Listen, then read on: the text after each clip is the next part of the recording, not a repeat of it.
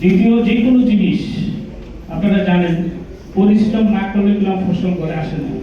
আপনি যেটাই করেন ধৈর্যটা আল্লাহ পাক বলছে ধৈর্য ধরো, একদিন এটা ফসল আসবে।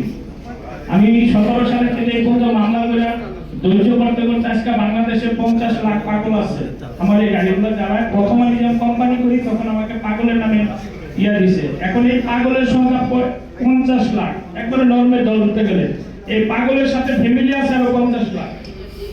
অনেক শিক্ষিত ছেলেপেলে এটার সাথে জড়িত চলে খায় ফিরে।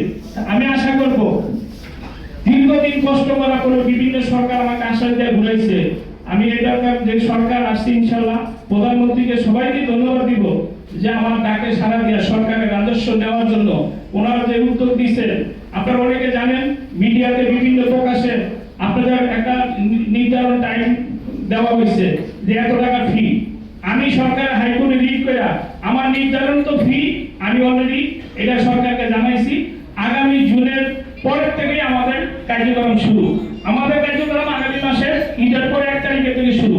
আমাদের সকল কার্যক্রম যারা কষ্ট করছেন আমি আশা করব আমাদের যারা ডিলার যারা যেখানে আছেন আশা করি আপনারা আগেও ছিলেন এখনো থাকবেন আমাদের সাথে। ব্যবস্থাপনা পরিচালক আবুল কালাম সাহেব এখন পিতা কেটে শুভ উদ্বোধন ঘোষণা করবেন।